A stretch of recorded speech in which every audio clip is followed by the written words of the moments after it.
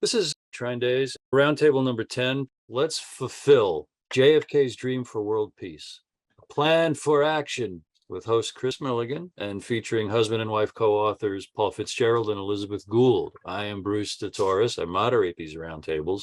And these were inspired by the Valediction, which is Paul and Liz's two-book novelized memoir about being the first American journalists allowed to return to Afghanistan after the Soviet Union invaded in 1979. When Paul and Liz returned, corporate media didn't want to broadcast the truths that they had found over there. Paul and Liz began a journey into history and mysticism, which they discovered is the real power behind empires. After Paul and Liz present, we'll open it up to everyone. But first, our host, Chris Milligan. How to do. Thank all for coming. Started publishing about 20 years ago, not really knowing why, but it keeps happening. Paul and Liz's second book just finally got printed. We've been having a lot of supply issue problems in the printing world, but it got printed. Will be it shipped yesterday, and so that will be out, and it continues this incredible story. And you know, another book I published was Kent's book, The End. The end also means that there's a new beginning, and that's really where we are. And now there's been a lot of sacred books out there, and they basically come down to saying we're all brothers and sisters, and we should treat each other like we would want to treat ourselves, and also to treat our Mother Earth very well. And you know, I have a book that I found very, very interesting when I was growing up. It's called Healing Earth More, and it's about mud. Okay, and there's a guy by the name of Paracelsus, and he used to go. There's this valley in the Alps. It's above sea level, and it has a well, actually, the valley goes below sea level, and it's completely granite. And when the last ice age came over, it went and turned the dirt on top of itself. So it's kind of a moor, it's kind of a peat. It's never dried out for 10,000 years. And there's herbs in there that are completely extinct in other places around the world, but they're there in the mud. And what has happened over these 10,000 years is this mud has natural hormones. It has all kinds of things in it. And Paracelsus called it his quintessence of life. And modern researchers have found it. They'll take like anthrax and put anthrax into it, and it turns anthrax into a beneficial bacteria. What this mud does is it takes things that are quote unquote enemies and turns them either into friends or makes them benign. Okay. And so I've been very optimistic about the future. I really think that we've got a paradigm shift here going to happen. And part of that shift has to do with the story that Paul and Liz are talking about, and the Fitzgerald, and the assassination of JFK, and JFK's vision for world peace. I mean, do we need world peace? This is a journey we're all on. Let's take it together. Let's have a good time. Paul and Liz brought up this idea of having a concert for world peace. I thought that was a wonderful idea, something to happen all over the world, because this is something that we need, and onwards to a better future. Hear, hear. Thank you, Chris. Thank you, Chris. Thank you. Paul Fitzgerald and Elizabeth Gould. Thank you, Bruce. Well, we certainly want to welcome you all to Roundtable number 10. Let's fulfill JFK's dream for world peace with a plan for action. And as you just heard, you know, that plan for action includes an awful lot of work that has to be done. So listen carefully to where we are. But before starting today's discussion on how we grew our mystical muscles by connecting to Paul's Irish roots over the past 3 decades, I will present a summary of the last roundtable to get you up to speed. First, we need to take a deep breath and unlock our negative feelings of fear about the threats we face from endless war agendas. If we don't unlock our positive creative power to imagine the peaceful world we want, it will not be able to materialize as our future. Once we unlock the full potential of building a real peace foundation from the ground up, it will last for an eternity. The next step is transforming JFK's June 10th, 1963 American University speech. And I recommend anyone here who hasn't already read it or listened to it, please do. It will be turned into a declaration of human rights for the 21st century through world peace, intertwined with historical and mythical stories from his Fitzgerald family's Irish roots. The declaration would be delivered at a concert filled with healing music. It will be modeled after the 1985 Live Aid concert for famine relief in Africa.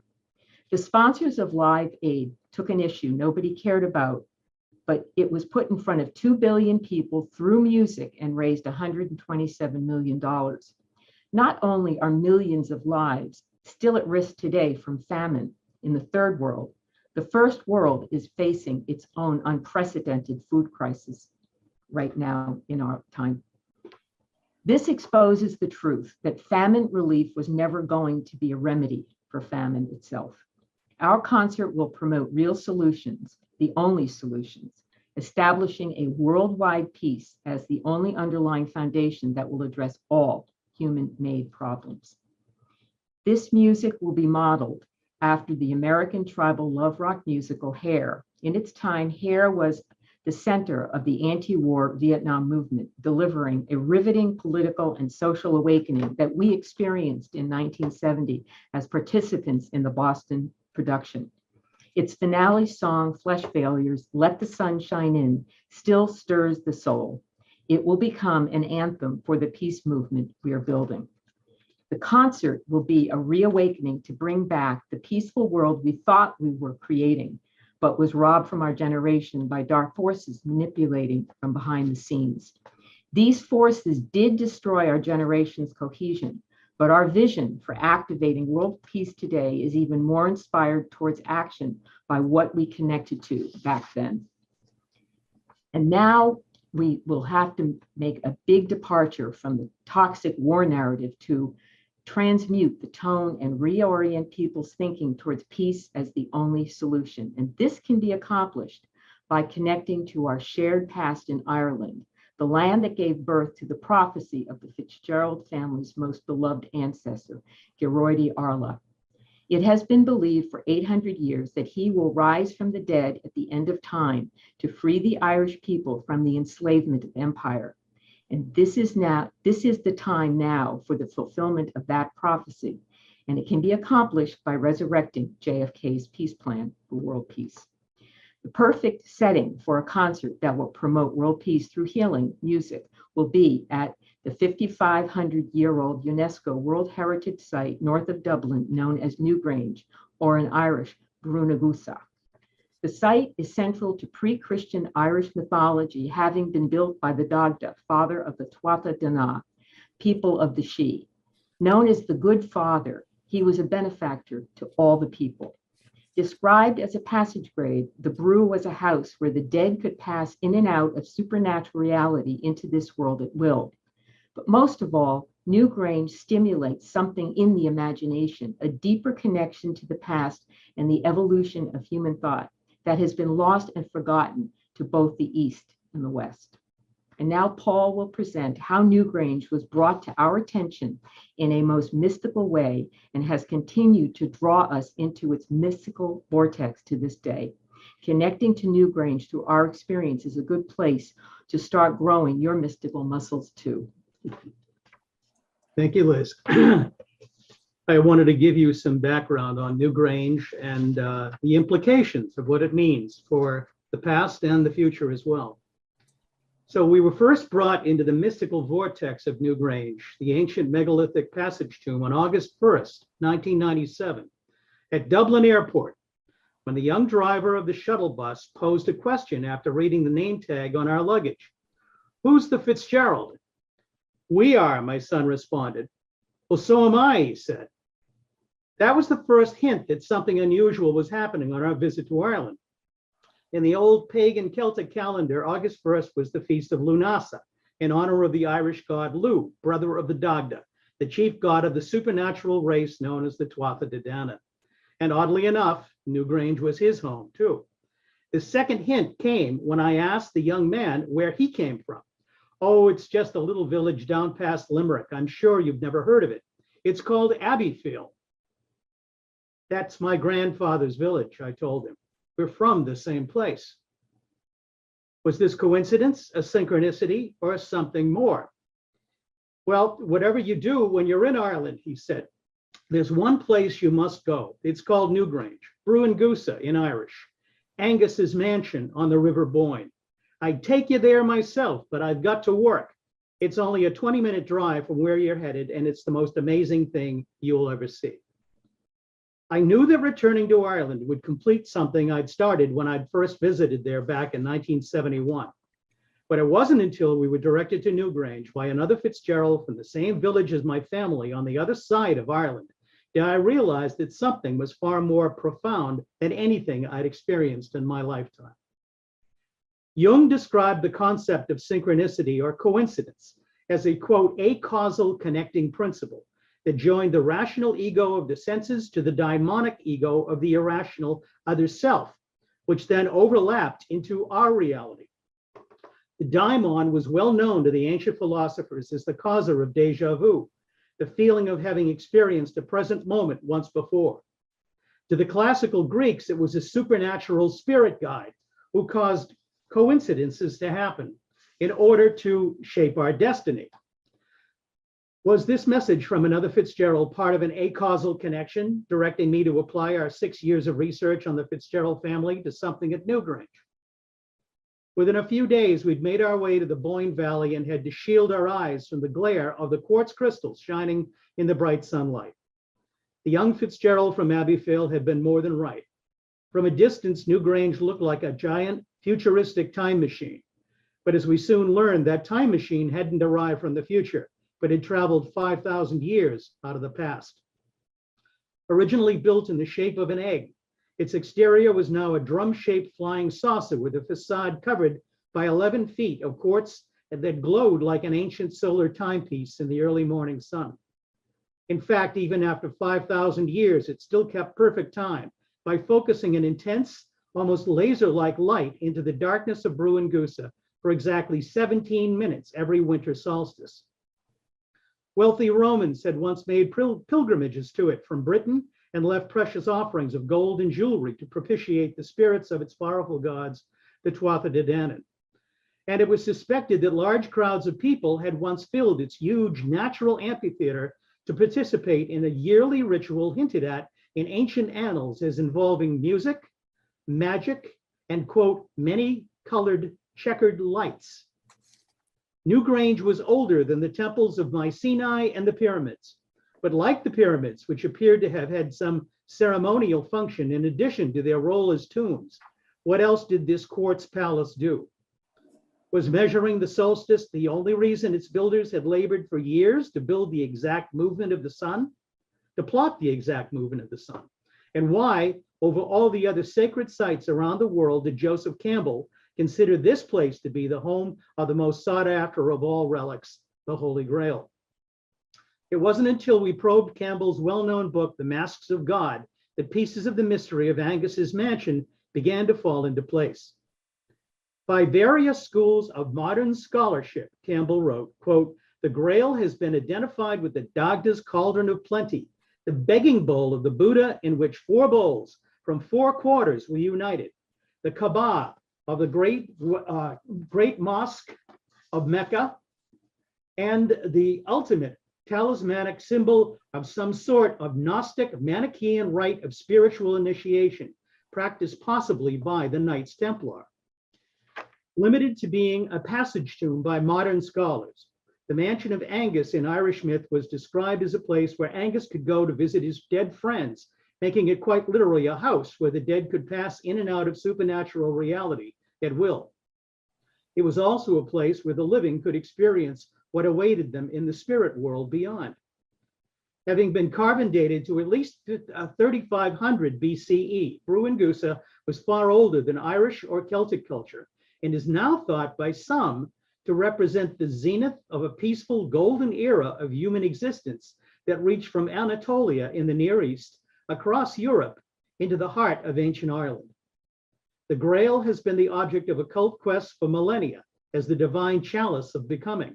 And according to Campbell, Bruingusa represented the place where it could be found, making it a sacred domain suspended between the world of matter and the realm of pure spirit. Campbell's statement was a mythological Rosetta Stone, tying together a deep vein of mythology about the origins of human spiritual existence, together with a little understood prehistory of Europe. But as the poet and mythologists George Russell and W.B. Yeats testified, it was also a metaphor for a transubstantiation of mind and matter from the irrational ego to the rational. To their minds, the egg-shaped mansion of Angus was where Dagda, the ancient father-son god of the Tuatha De Danann, impregnated matter with light and brought forth a race of invisible beings who are to this day regarded as operating behind the scenes. So how did this dreamlike transformation from light to matter work? In 1897, George Russell, the mystic poet and prominent Gaelic revivalist, known by the initials AE, visited Newgrange in the company of fellow mystic William Butler Yeats. Russell left an account of the impression the monument made on him in his poem, A Dream of Angus Og.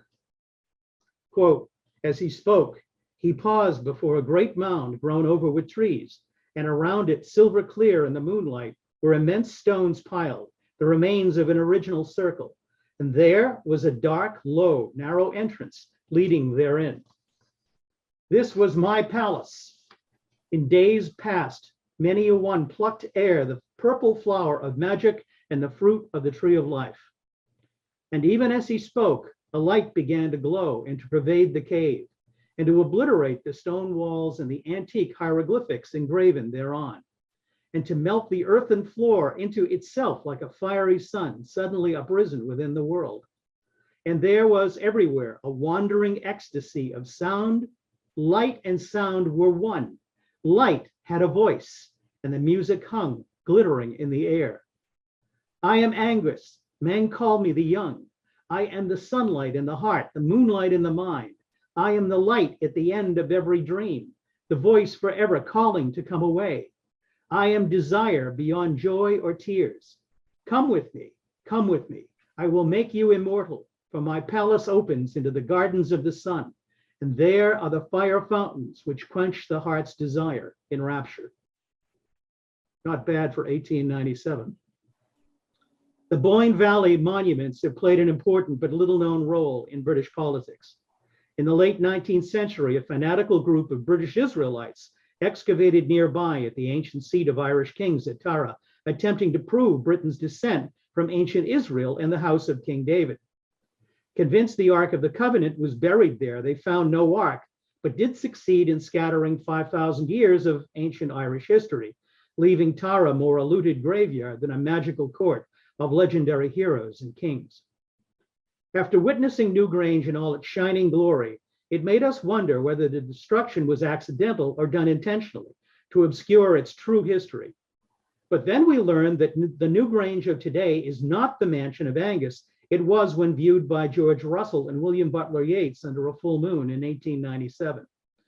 Newgrange had been significantly altered in the 1960s to conform to the restorer's idea of what it might have looked like some 5,300 years ago, and not what it was carefully designed to do.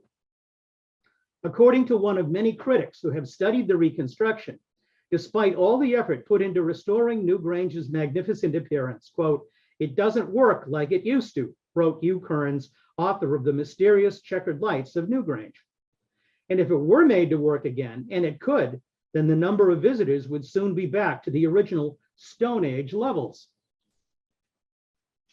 As a modern Irish designer and engineer, Hugh Kearns believes that in addition to having had a ritual significance, Newgrange once functioned as a kind of light machine, capable when constructed properly of projecting images through use of its checkered lights.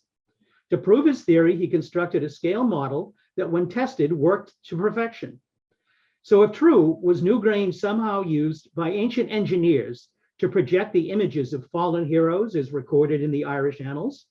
Was it really a place where Angus could go to visit his dead friends? Or was Newgrange providing the power with its quartz crystals, solstice sun, and musical tones to do something more? And was that something more the power to access the inner workings of an organic otherworld hologram, and not just its emulation? Newgrange felt eerily familiar to us when we first saw it that day glistening in the sun. Its original purpose was clearly more than just a burial mound, and we soon learned that the origin mythology of the Fitzgerald family's arrival in Ireland mirrored its origin mythology as well. The myths that had been applied to the chief god of the Tuatha De Danann, the Dagda, and his son Angus were applied to the Earl of Desmond and his son Gearoid, and remain alive to this day. The fact that we'd been directed there out of the blue by another Fitzgerald from my grandfather's village qualified as a genuine synchronicity, the so-called book falling off the shelf. And we were eventually to discover the legendary power of the family name possessed truly mythic qualities of its own.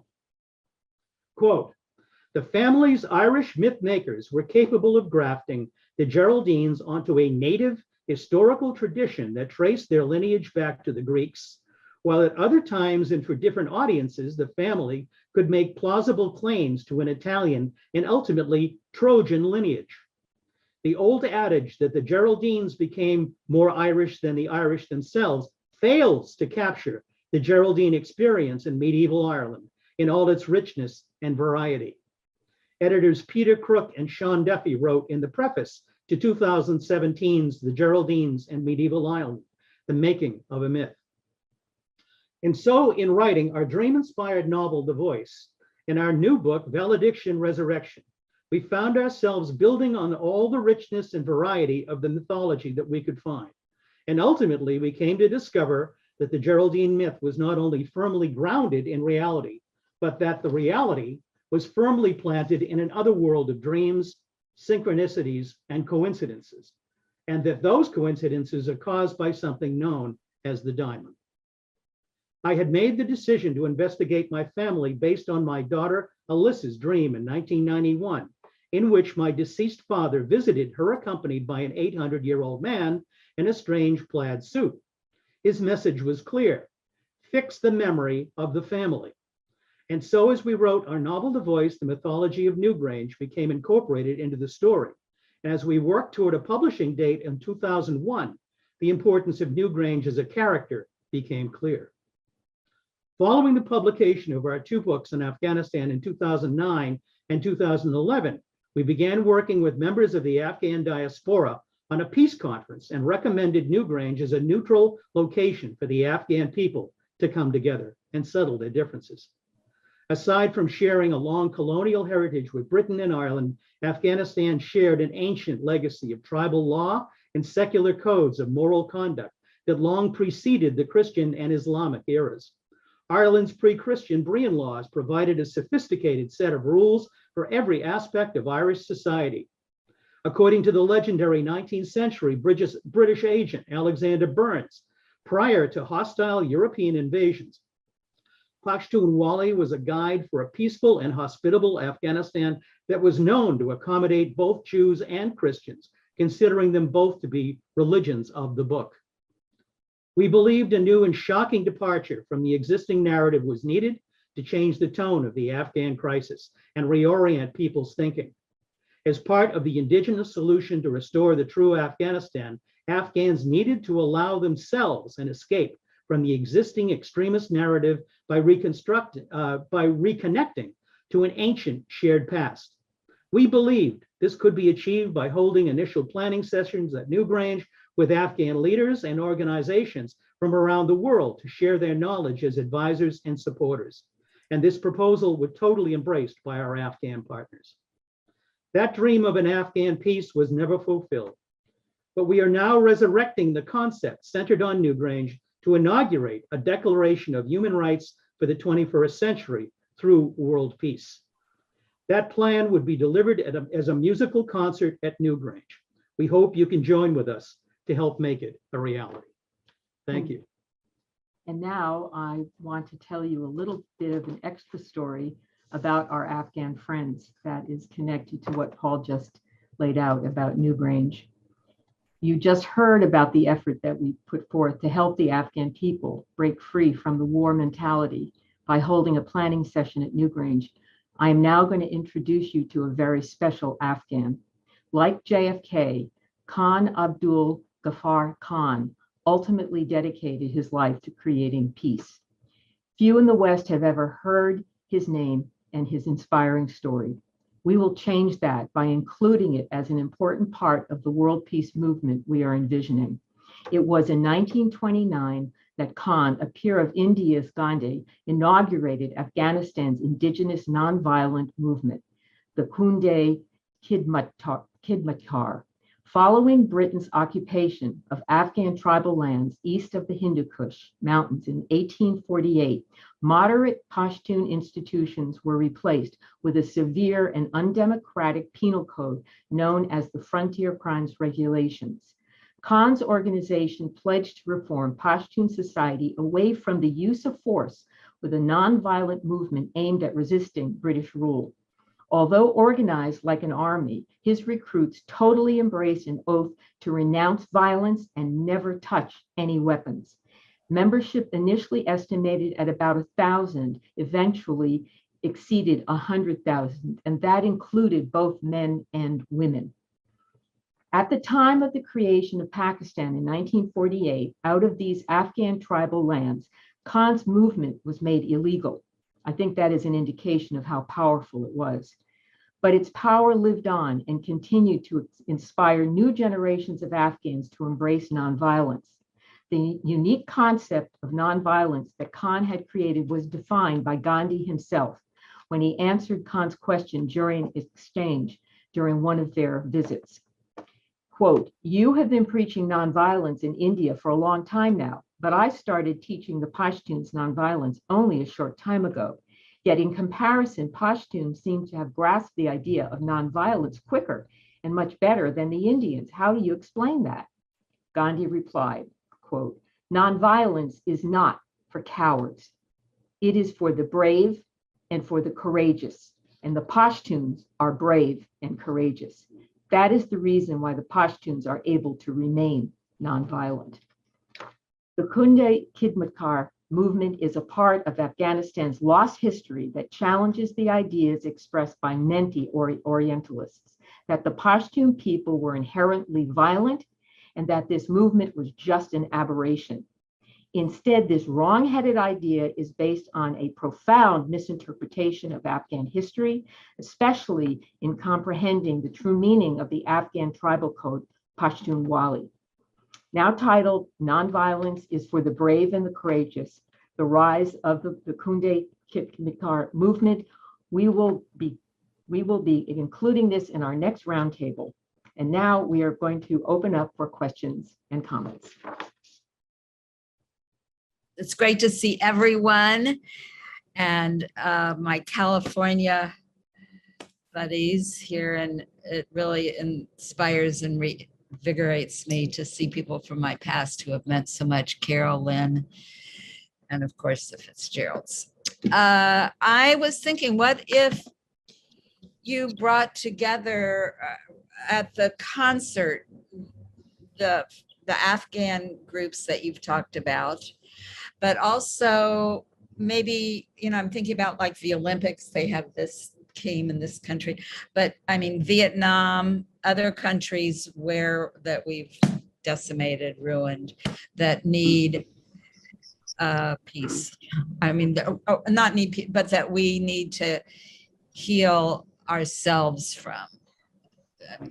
The places America has, the list is endless, but anyway, it's Well, I would have to totally agree with you. I think the inclusion of the Afghans, I think, is That's why I wanted to let you know about the story about their incredible nonviolent movement that is still in existence today and still very powerful. And as I mentioned, very few in the West have ever heard of it. And Bachir Han was actually, and his organization was actually shut down because he was so effective. He spent, I think, something like a third of his life in prison, on and off.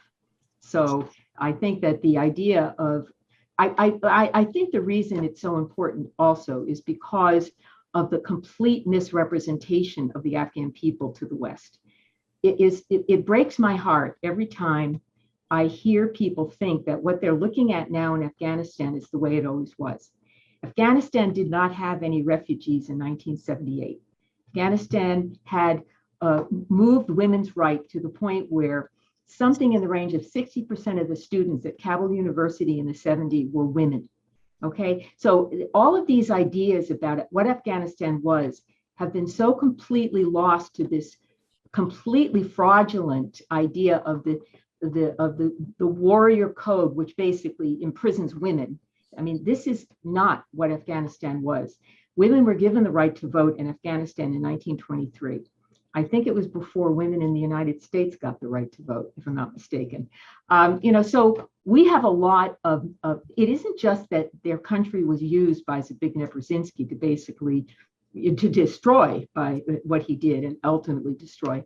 It was the fact that their entire identity was completely destroyed.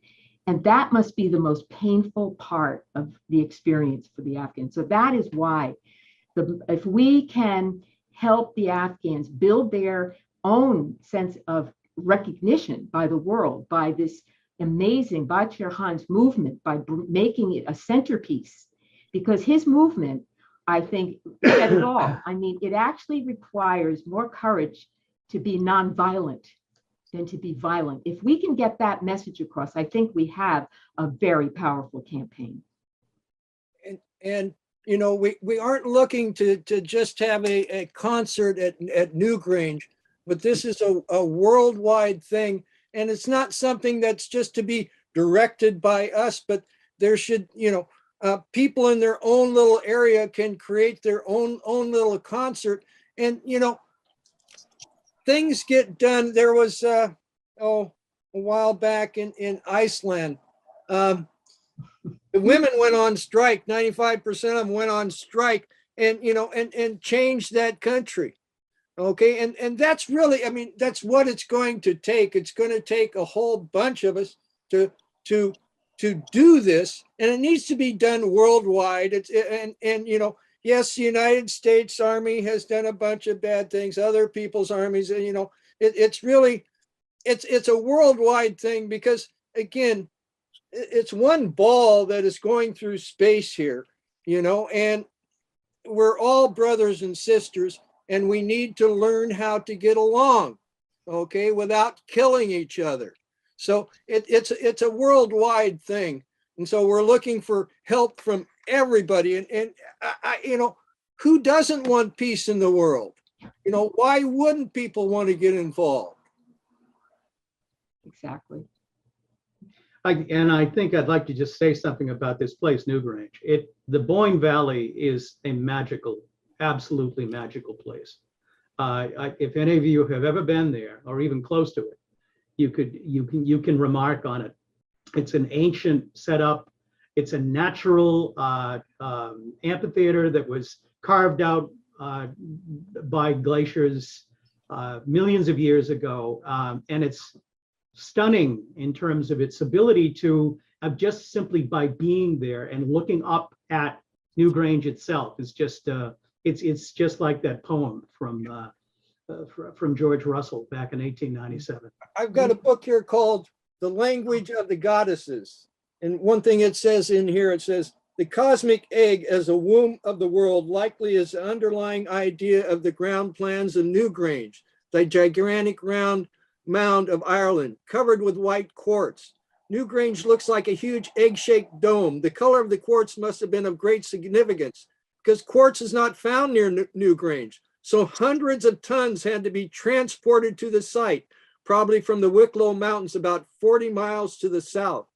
So, and it says, it is unlikely that the Newgrange builders undertook such a vast project for purely decorative. Exactly, exactly. I mean, the first thing that struck us when we saw it was that this is some kind of ancient engineering. So what's the, yeah, and so what is the engineering for? What is it intended to do? Well, actually, You know, you're talking about mysticism and stuff. Well, just like you know, the Earth has ley lines. Okay, the Chinese, you know, they would even, if you look in China, I mean, they even repurposed the way some mountains looked and everything so that they would do good on the lines. And your body also has ley lines because your body is a one unital value, just like the Earth is a one unital value. Okay, Right. and so we can access our mystic power and change the world. This is so exciting, and I really feel it's time we have to come together to you know, the forces that are happening are dark magic. That's what it is. It's dark magic that's happening on the world, and it really knows exactly how to manipulate and make things happen. And I don't think anything but a kind of white magic is the counter to that. We have to understand that there is a knowledge and a power of how you create reality and align it with wholeness and goodness, that this is all about, that I feel is, yes, we need this, and it's really good to have this focal point. There's something about music and world music. I feel like when you were, Joyce, talking about Vietnam, I was thinking that it would be interesting to have musical representation of all the countries that have been devastated recently. And because I mean, I once heard an Afghan lullaby that haunted me for years. It just went inside my bones, inside my marrow, and took me to an incredibly mystical place. But I was thinking about Vietnamese and Syrian and you know, just every single one of these places as a healing, a part of a healing ritual that I think would be just so potent. And the other thing I wanted to say is I'm taking a course in Egyptian, I don't know, a lot of things Egyptian. And there's a lot of research that's been going on the pyramids. And there's an understanding that these pyramids are really old. They're probably 12 older than 12,000 years. They happened before the floods happened. But one of the things that they were saying, this technology is not a death chamber. It's actually an initiation chamber that a human being can go to the dimension of where the dead go and come back again. And there are hieroglyphs on in the Egyptian temples of priests, and the priests that actually did that, they went into the tombs and they went on this journey into these other dimensions. They would be allowed to wear a leopard skin. And so on the hieroglyphs, you find these priests with leopard skins, and they were the ones that, and the reason why this was so important was that only somebody that had completely interfaced with death has the capacity to have the integrity to really have power. Because if you're afraid of death, then you will distort power. So in order for somebody to be given the keys to the kingdom, so to speak, they had to have gone all the way into the death realm and back again. And then there was a deep initiation into full power. And I believe that Newgrange is about that. It's about that knowledge of dimensionality, of our capacity of our consciousness to travel in those kinds of ways and know in those kinds of ways that this, and I feel like this is part of what is so exciting, because we need to, first of all, you know, anytime anyone goes to the pyramids and begins to research in ways that open that up, they're shut down. They don't want human beings to get that that's who we are. Well, that we can do that. We can do that with Newgrange. We I can know. do that with Newgrange. Yes, we are dimensional travelers. So anyway, that's all I'm going to say for now, but I'm so Well, excited. Well, that's why I recommended that anybody who hasn't read his speech, I think that would be the first thing, read his speech. It will be part of the upcoming roundtable when we're talking about Bachir Han and the nonviolent movement, because he is a perfect balance with JFK, I think, in terms of bringing in that the suffering of the Afghan people and the crisis that the U.S. obviously created and the deep history of our involvement with it. Okay, I couldn't think of anything more powerful to do than combine those two histories together. Okay, to make that clear about the contribution that was made by Bachir Han is complete. I mean, it was his life's work, completely equal to what JFK was trying to do too. And peace is an action. Peace is an action. Okay. It is going to take concerted effort to do this. Okay. To do a concert in Newgrange. I mean, just because we say we want to do it, it's not going to, it's going to take a lot of work and stuff to do. I mean, just like world peace isn't just going to happen. Okay. It's going to take work. It's going to take, that is the goal. Right. And that was the goal of JFK, was to, at that point in time that we were in the midst of a Cold War. OK, we had just come off the Berlin crisis and all kinds of different things like that. The world, sure, we've got a war in the Ukraine right now. And so things are that way. But it was really much more of a tense type thing. I mean, we were, the kids were going underneath the desk because the Ruskies were going to bomb us and everything. So JFK had been through war, okay? And so he was trying very hard to have dialogue with the Russians, and he was dealing with, generals that just wanted to bomb him, okay? But, again, it gets back to, it's one world. We all breathe the same air, what Mr. Kennedy said. And so again, peace is an action. It is something we have to do.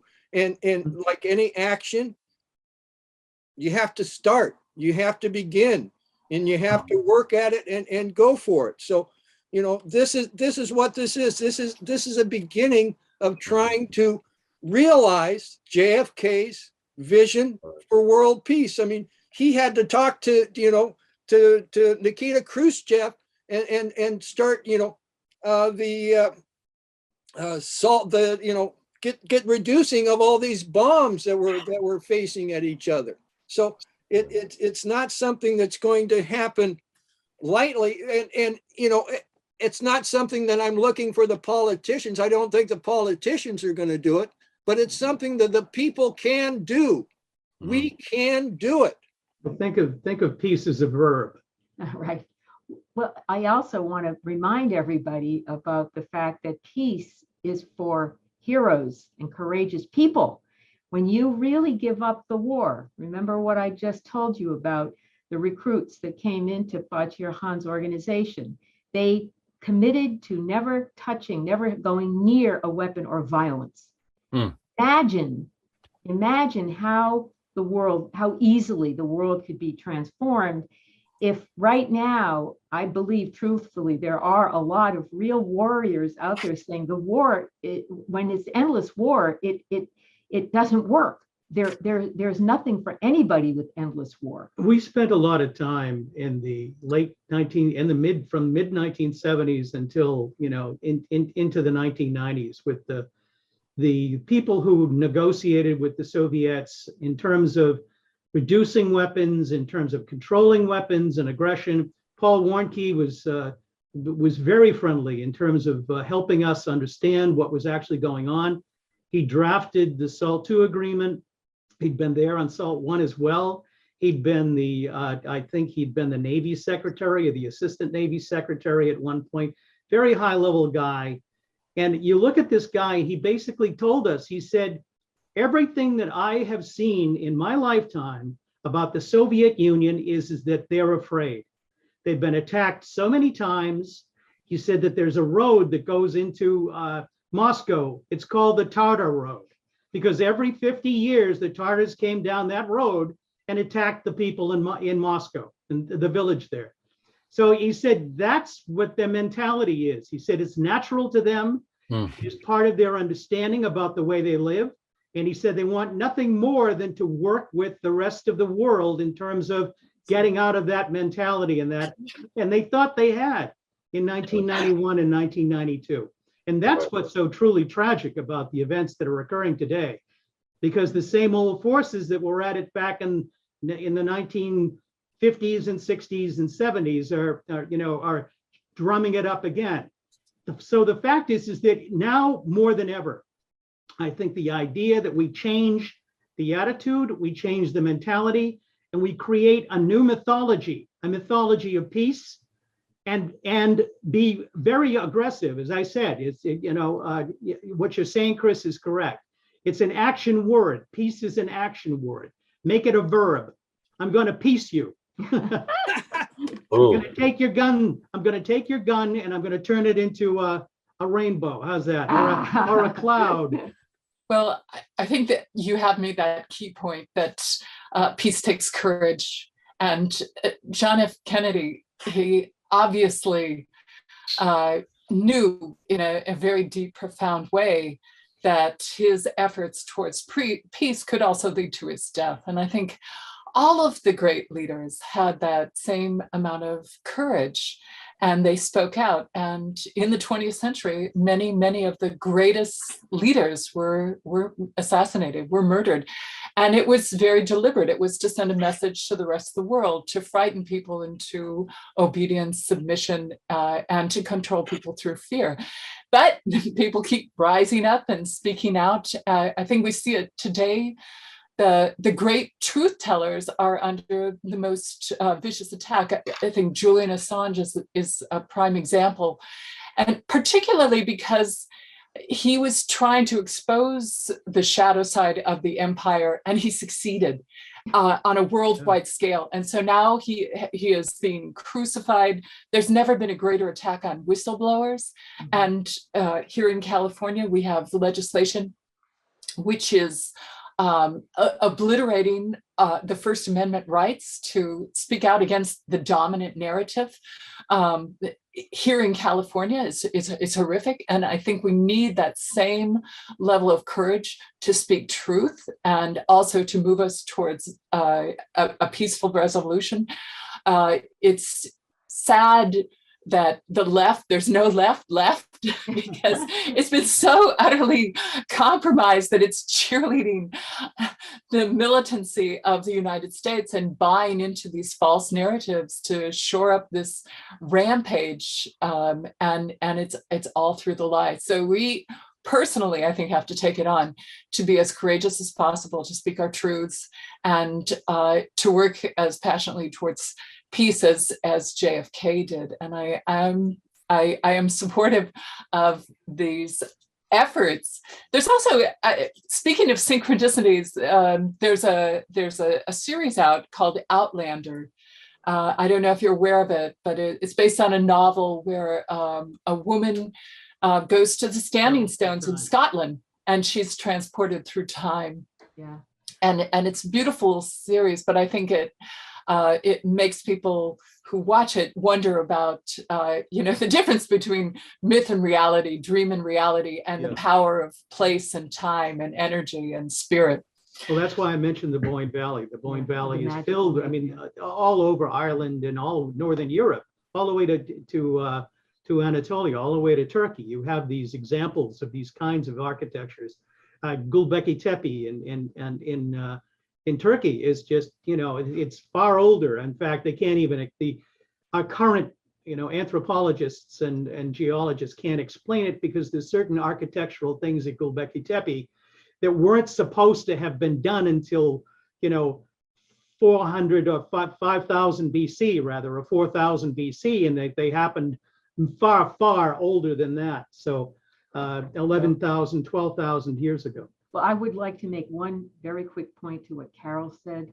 I think that one of the reasons I have come to the belief that in order for this project that we are trying to inaugurate and trying to push forward, I really think in order for it to truly take off worldwide, this really has to be just about peace.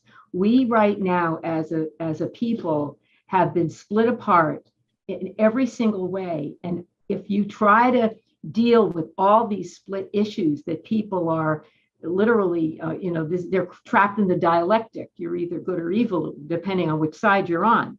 So my hope is that by opening up the door to peace, to the true, to the ones who have the courage to say, yeah, if I knew by committing to never using violence, okay, and to never choosing to use violence to solve a problem, all right, okay, and really believe, and this is exactly what these soldiers did for Bajirhan. This is why it was such an impressive movement, because the Afghans were known as the fiercest warriors of all. So if they could do this, and really live with it, it meant it did take some kind of special courage. It did take some kind of where the inner strength that you have to resolve things without force is present. It helps to neutralize someone else's imbalance. That's what you begin to do. That's your real power, that you realize the one who wants the war really is afraid. And the fear, juices up the chemicals in your body and does the reptilian brain thing and all of that. But if you know better what's going on with them, you're the one who has the power to bring it down. So we've got to keep the focus on the peace, and all our differences have got to be kept out while we're building the peace. That would be my point. I think that I feel that's critical to really being able to cut across all kinds of different types of viewpoints. Yes, Peace is the one thing that we all have in common. Yeah, the psychological warfare has been very, very effective. Yeah. In creating people in little camps and spreading all kinds of lies to get people opposed to each other. And, I have to think about one thing that brought me here. My father telling me, his I've said it so many times, his first words out to me were, Vietnam War is about drugs. There's these secret societies behind it. And then he says, and communism's a sham. These same secret societies are behind it all. Okay, it's all a big game. Okay, and so that's what they've been playing for a long time. This game, they don't really care what you believe or not. Okay, they'll use it against you. They'll use it for them. However, okay. So the thing is that we need to just do this on our own. Okay, get musicians involved. Get everybody involved that wants to be involved in creating a better world for our children, a peaceful world. It's not that hard to understand, really. It's hard to implement.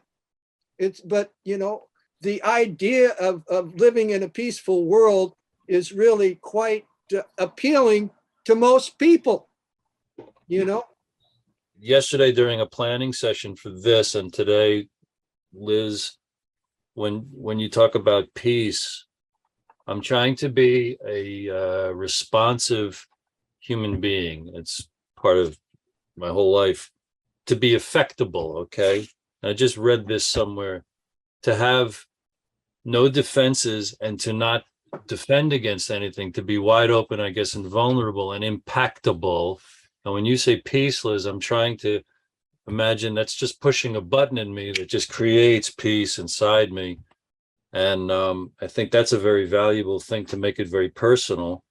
It opens up the possibility of hearing what you have to say about mysticism, to inspire folks to have a mystical imagination, which reminds me, Ruth, how you described getting over the fear of death. Now I could say getting over any fear is such an empowerment. It's such a relief. It's such an empowerment. But specifically to get over the fear of death is an angle as a marketer that I'm intrigued about, to help Trinde sell this peace paradigm shift, as Chris puts it, to sell it as a peace movement, as Paul and Liz allude to it, because JFK had an understanding about death that is very inspiring to me as I have studied his understanding about many things.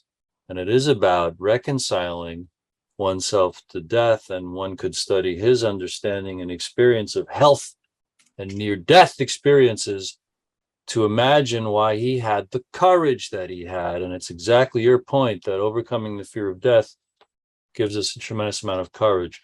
So contact me, anybody, if you want to talk more about that, because I'm obsessed with those themes. Ruth. Yes, I have- you know,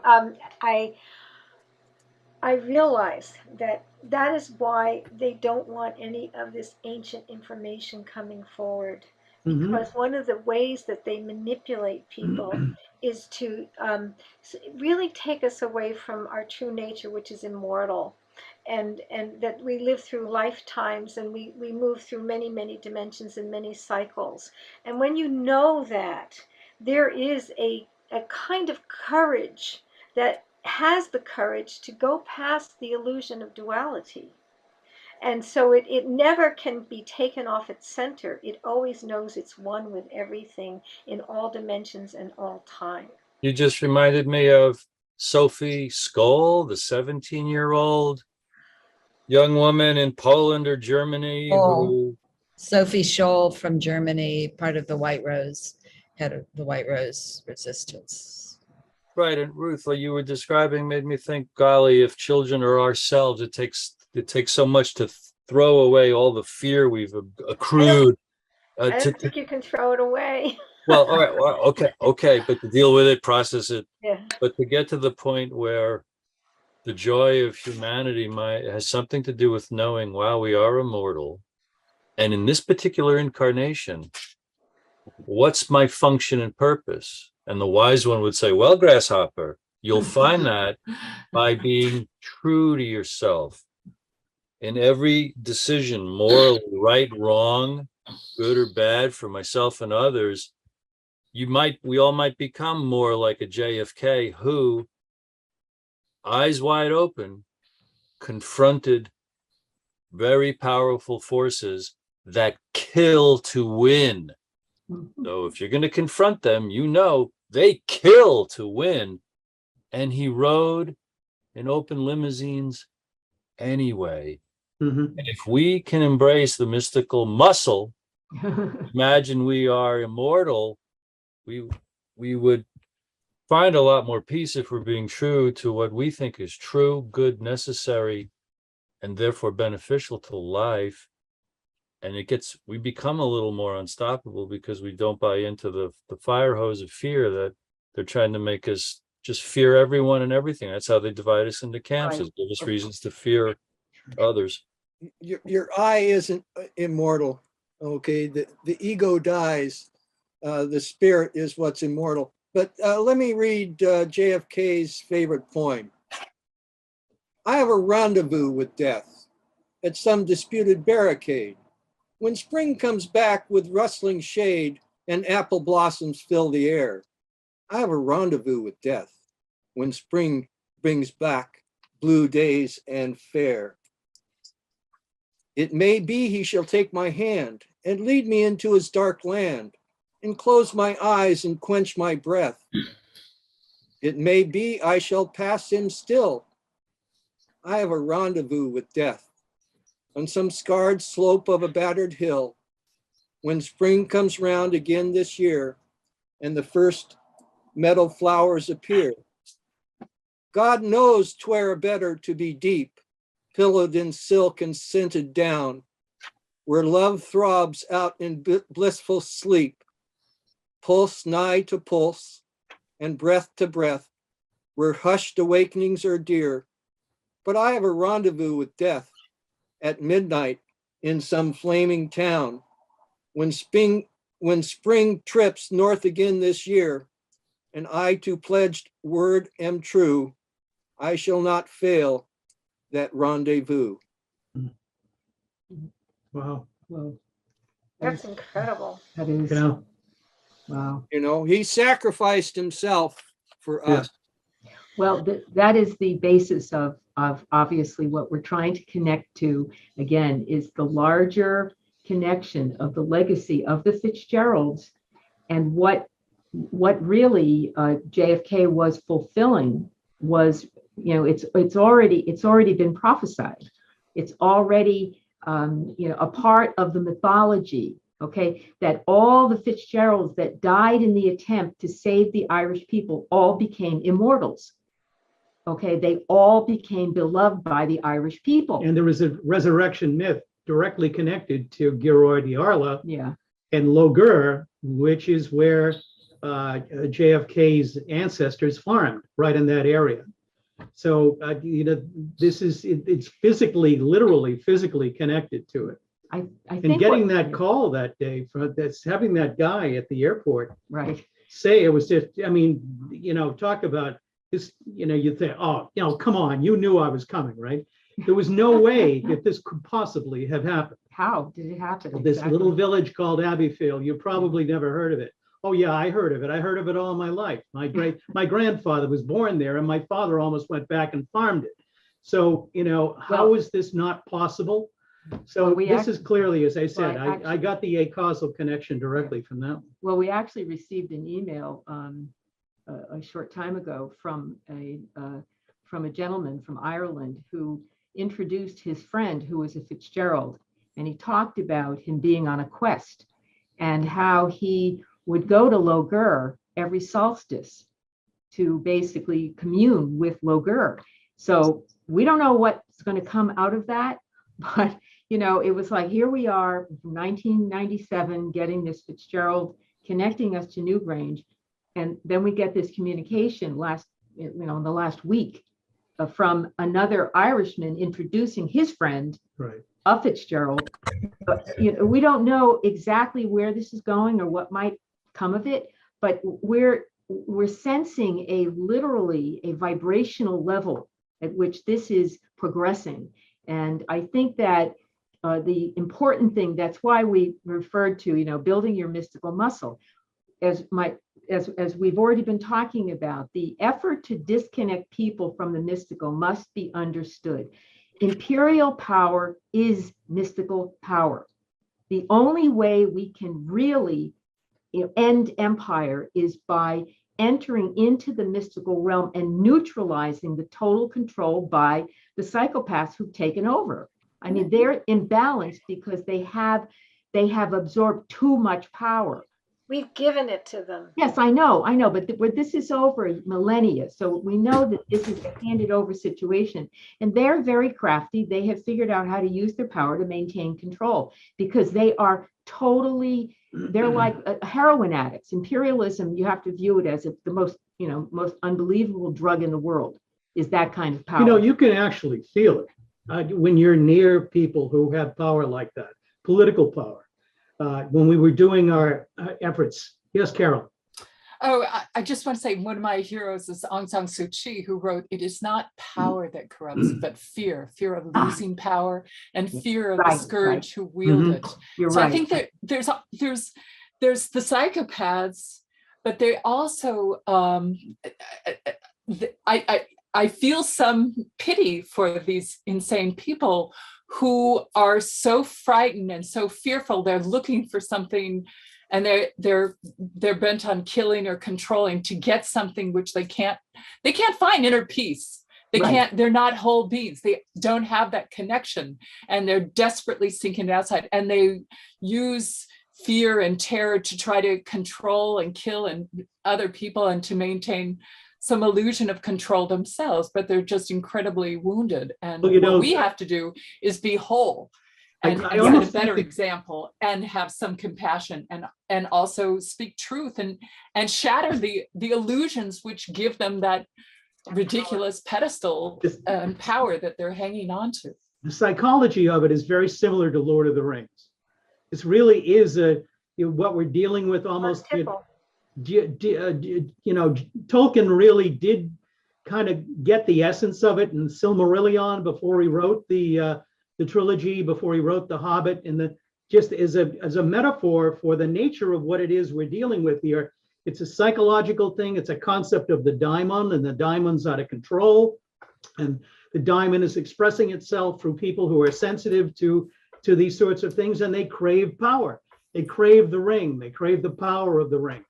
And you really gotta get that at one point. And then we discovered that, I mean, James Burnham was tutored by Tolkien. James Burnham was awarded the Medal of Honor, whatever it was, by President Reagan.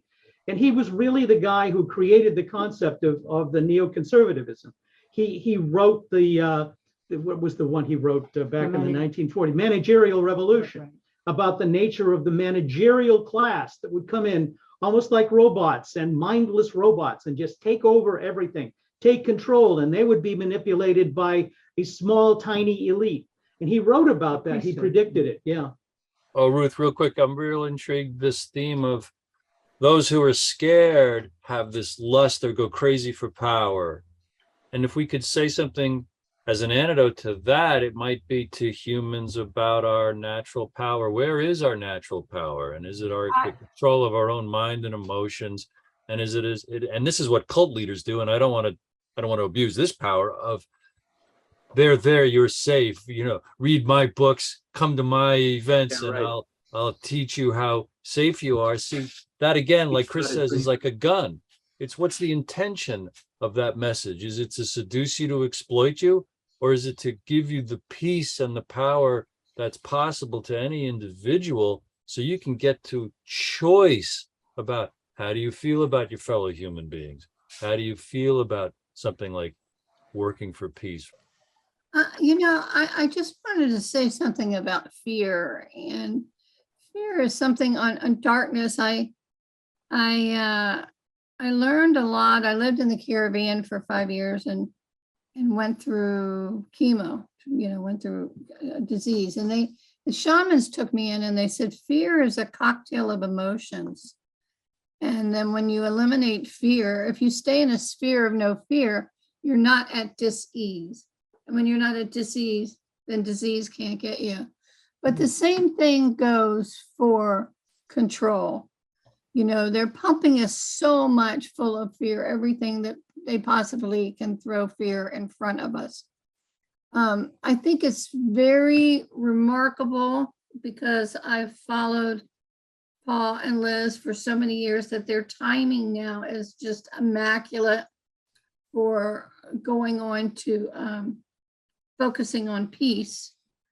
A little synchronicity, right before I turned on the Zoom, I had on the History Channel and they were showing JFK and his interest in UFOs and ancient civilizations. And they were saying, if he keeps asking more questions, if he keeps going into this more questions, he's going to be dead. They're going to do him in. Right. And that was 5 minutes before I turned onto the Zoom. Okay. So wow. the synchronicities of all of it are quite remarkable.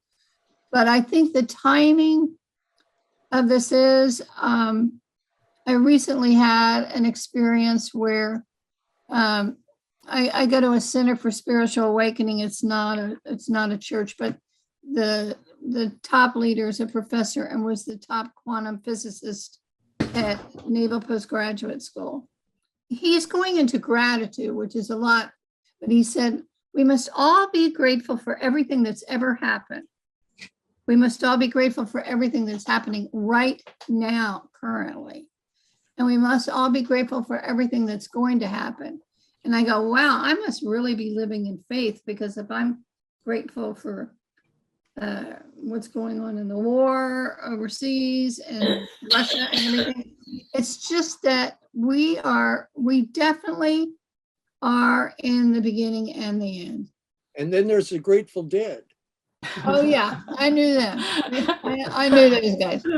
I remember, yeah, I first of all, I feel like when we talk about gratitude, eternal gratitude for everything, there's a languaging about that state of remembering who we are and remembering the real power of creation that we are, that there are no mistakes and there's nothing that's happening randomly, that everything is part of our own consciousness manifesting.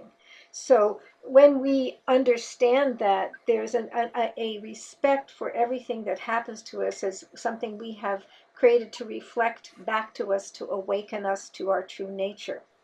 And the fact that we're reflecting such darkness is because so many of us have fallen asleep, and we need to wake up. So that in some ways, the gratitude is a way of talking about that kind of remembering of the intelligence behind things. But I wanted to get back to what it was I forgot, because I was remembering, I feel like every single, in my lifetime, people that have been sacrificed have gotten to this place. I was thinking about Malcolm X, Martin Luther King, John Lennon. Each, there are so many of them. But they got to this place beyond politics, as you were talking about. They got to love. They got to a place where they were attracting people to this place beyond duality, to a wholeness. And the moment that they got there, that's when they became threatening. When they had power, when they had a lot of people paying attention to them, it was okay. But as soon as John Lennon really started talking about love, he had to be killed. And as soon as Malcolm X went beyond religion, went beyond politics, went beyond race, bingo. Martin Luther King, too, Yeah. World War when he got. We have to remember the insight of Jimi Hendrix, who said, when the power of love overcomes the love of power, the world will know peace. Perfect. Yeah. Music, Yeah. Yeah. Music, Right. yeah. Right. music is magic. Right. Music is magic, and I can't wait for this concert. I know. I know. Well, it has. Oh, many- yeah, we can. I'm curious if Oh, there, no, I can't. I'm curious if there are action steps that you are seeing. I'm still at Woodstock. Ah. Wow. I figure I went into a unity consciousness with 250,000 people, so there's probably a reason why parts of me are still back there. We I came was at close. Monterey and saw Jimmy. Yeah, I knew Jimmy too. Yeah. I wanted to ask something about action steps that you might have that maybe some of us can align with and assist with. I feel like this is so exciting that it needs to start happening I right now. know. I know. Well, we It are is putting out happening. the word, and we are getting feedback from people who have many different experiences and talents that may be able to contribute. That's what we're doing right now. So there are definitely some, I think some experience levels that obviously, we're opening up to. So We'll get together a web page to start gathering thoughts and ideas about it, and where people can come and sign up on the sign up sheet and say, hey, let's get involved. Because again, that's what it's going to take. It's going to take people. Yeah. It's going to take, work. This is something from before that I just remembered, and it's about fear. Because fear is a power. It's an energy that comes into us to motivate us. But when fear is defined by a limited identity, it coagulates and stagnates and becomes this thing that creates a very limited imagination and cuts us off from our conductive relationship with wholeness, the whole universe. And so we have a very limited plate to play with when we have fear. But the energy of fear is actually the energy of vitality, if we have an identity that stays connected with our whole identity. So it's not just fear, it's a story. It's a coagulation of energy in a self-limiting story that happens in our body. we need to recognize that kind of person, and we need to bring out our hero who is going to basically do the right thing, which is to be receptive and to be open and empathetic. That is the only thing that can help break that down in people. And so we've got to make that. That's what I said. We all have to become warriors for peace, just like what Bachir Han did with Afghan warriors. He turned them from warriors for war into warriors for peace. He flipped the switch. That's right. And they became so powerful, that's what Gandhi said, that once the Afghans committed to peace, they never turned back. And nonviolence is a very strong key to this, because violence begets violence. Right. You got to be ready to make that commitment. Remember, this is not a new movement, this thing called Amen. peace. Amen. It's been going on for decades and decades and decades. Well, we see millennia. So it is not a small commitment that you're endeavoring to do. And it is my honor and privilege to support it. All right. Onwards, Okay. Yay, thank you so everybody. much. Thank you. onwards. Great. On our way. Everybody. It's a great presentation. Oh, it Liz. was wonderful. Thank you.